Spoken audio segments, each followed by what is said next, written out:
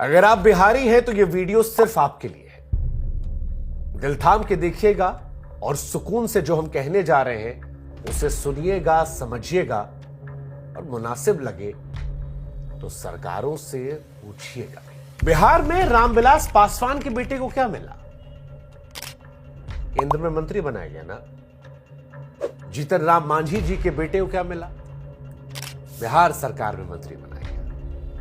लालू जी के दो लड़का, क्या मिला? बड़ा वाला डिप्टी सीएम और दूसरा वाला वन मंत्री बन चुका। चले नीतीश कुमार जी को क्या मिला? अरे बहुमत किसी का भी रहा हो, मुख्यमंत्री नीतीश कुमार रहे। सम्राट चौधरी विजय सिन्हा को क्या मिला? ये दोनों भी डिप्टी सीएम बन गए। लेकिन बिहार वालों, आज हमारा सवाल आपसे है कि तुम्हारे बच्चों को क्या मिला? लाठियां? छात्रों पर लाठियां बरस गई हैं। लाठियां? सिर्फ लाठियां? ये कैसा लोकतंत्र है बिहार का जो लाठियों पर लिखा जा रहा है? जेपी की भूमि पर यह कैसा लोकतंत्र है जिसने बिहार के बच्चों की पीठ को पायदान बना दिया है? यह कैसा लोकतंत्र है जहां तुम्हारे बच्चों के सपनों को सांप समझकर पीटा जा रहा है? यह कैसा लोकतंत्र है जहां नौकरी मांगने पर मार मिलती है? यह कैसा लोकतंत्र है जहां पर एक पढ़ा लिखा आदमी सड़क पर जब अपने हक की मांग को लेकर उतरता है तो उसकी पीठ पर लाठी मार मार के धारियां बना दी जाती है? बिहार वालों, सवाल हमारा आपसे है कि यह कैसा लोकतंत्र है जहां हाड़ कपाने वाली सर्दी में तुम्हारे बच्चों पर पानी की बौछार कर दी जाती है? यह कैसा लोकतंत्र है बिहार वालों जहां पर एक सरकारी नौकर आता है और कैमरे के सामने तुम्हारे बच्चे के गाल पर जोर से तमाचा जड़ता है और बाद में बड़ी बेशर्मी से झूठ फैलवाता है उसने कुछ भी नहीं किया? बिहार वालों, जरा सोचना, जात पात में बटे हो लेकिन आज जात पात को इतर रखकर अपने बच्चों का भविष्य देखकर सोचना और सवाल करना अपने आप से, सरकार से कि इन युवाओं ने ऐसी क्या खता की थी जो सर्दी में ने ये सजा दी। दिन रात बिहार का लड़का मेहनत करके, पढ़ाई करके, बिना ये सोचे कि दाना पानी मिलेगा नहीं, तैयारी करता रहा और परिणाम क्या मिला? ये लाठी, ये पानी की बौछार, ये बदसलूकी, ये बेइज्जती। पुलिस वाले आए, बदन पर लाठियां बरसाई, सीने से सांसें उखाड़ लेने की हद तक पीटा। जिन सड़कों पर यह लड़का अधिकारी बनकर टहलने की मंशा लेकर पढ़ाई कर रहा था, उसी सड़क पर दौड़ा दौड़ा कर इन बच्चों की चमड़ी को छीन लिया। आपका क्या सोचना है पता नहीं, लेकिन भाई साहब आज हमको माफ कीजिएगा, ये तस्वीरें देखकर हम कहेंगे ये सही नहीं है। और बिहार के सारे नेता लोग से हम कहेंगे कि नेताजी, सियासत क्या है वो आपका काम है, आपे को करना है। बिहार की सियासत तो वैसे भी गजब है। तीसरे नंबर की पार्टी नीतीश कुमार जी कब उधर से मुख्यमंत्री बने रहते हैं। जब आरजेडी सत्ता में थी तब भी नीतीश कुमार थे, बीजेपी है तब वो नीतीश कुमार है। उनकी पांचों उंगली में घी है। लेकिन हमारा लेना देना नीतीश कुमार से नहीं है। हमारा सवाल इन बच्चों को लेकर है, बिहार के लोगों से है, सरकार से है कि सरकार बताए कि इन बच्चों के मुस्तकबिल का क्या करें। सरकार बताए कि इनके मुकद्दर में यह मुकाम आखिर क्यों रचा गया, क्या कसूर था इनका। खैर, जो लोग नहीं जानते हैं कि बिहार में क्या हुआ था, हम बताते हैं। बिहार में इस साल विधानसभा का चुनाव है। मुद्दों को गरमाने के लिए जतन किए जा रहे हैं। राजनीतिक पार्टियां इसमें चूकना नहीं चाहती हैं। बिहार लोक सेवा आयोग, जिसे बीपीएससी कहते हैं, वो भी इसी वजह से निशाने पर है। 18 साल से शासन कर रहे नीतीश कुमार ने इसे अनदेखा करते हुए आयोग को निशाना बनने दिया। 70वीं प्रारंभिक परीक्षा को लेकर परीक्षार्थियों ने आंदोलन की राह पकड़ ली है। उनकी मांग है कि पूरी पीटी परीक्षा जो है रद्द कर दी जाए। बच्चों का यह मांगना है कि एक एग्जाम हो, एक साथ नतीजे आए। अब ये क्यों मांग कर रहे हैं, इसके पीछे भी वजह है। दरअसल पीटी के पेपर लीक होने की अफवाह बापू सेंटर से उड़ी थी। परीक्षार्थियों को पेपर थोड़े अंतराल में 2 बार बांटे गए। कहा गया कि सेंटर पर कुछ पेपर जो थे वो कम पड़ गए, ऐसे में दूसरे केंद्र से पेपर मंगवाने पड़े। लड़का लोग को लगा कि कहीं बेईमानी ना हो जाए। खबर वायरल होती गई।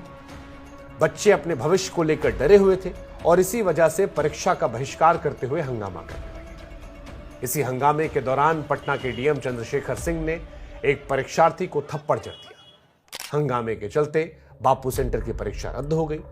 यहीं से मांग उठी कि पूरी पीटी परीक्षा जो है रद्द कर दी जाए, लेकिन सरकार ये नहीं चाहती थी। अब सवाल यह है कि सरकार छात्रों के मन में जो सवाल है, जो शक है, उसको दूर करना क्यों नहीं चाहती थी। अगर सरकार को लग रहा था कि उनके मन में जो है वो सही है, तो छात्रों को इस कदर भरोसे में क्यों नहीं लिया गया कि आंदोलन बंद हो जाता। और ये पहली बार भी तो था नहीं। लेकिन क्योंकि इस बार 2025 में बिहार में चुनाव है, छात्रों को सड़कों पर देखकर कई राजनीतिक दल थे जिनकी भी लाल टपकने लगी। सरकार बनाने की इच्छा मन में जागने लगी। वो भी आ गए। प्रशांत किशोर का एक नाम सामने आया। नई नई पार्टी बनाकर सियासत में उतरे प्रशांत किशोर भी छात्रों को अपने साथ लाने की कोशिश करने लगे, उनके प्रदर्शन में शामिल हुए।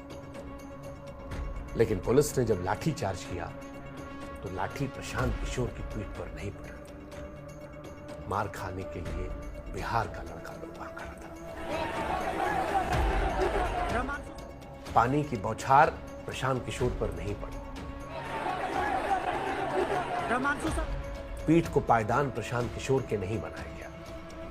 नीतीश कुमार जी का लड़का, लालू जी का लड़का, पासवान जी का लड़का, मांझी जी का लड़का, प्रशांत किशोर या जितना नेता बिहार का है XYZ, किसी के पीठ पर पुलिस ने लाठी मार मार कर धारी नहीं बनाया।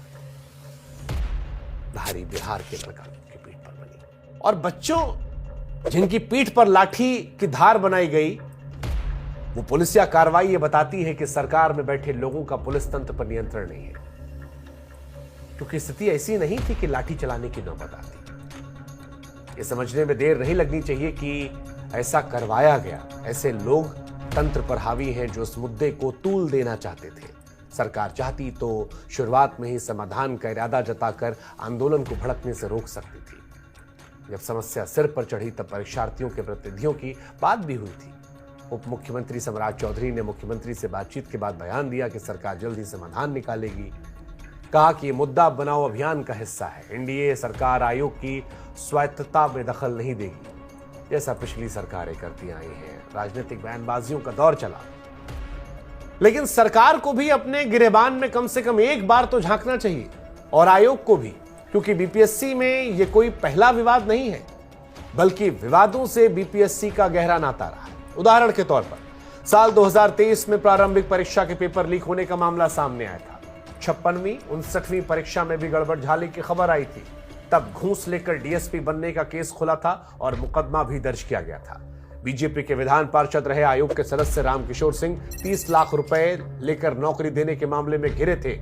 2017 में लेक्चरर की बहाली में खूब अनियमितता हुई थी। ऐसे अभ्यर्थी भी चुने गए थे जिनके पास निर्धारित पात्रता नहीं थी।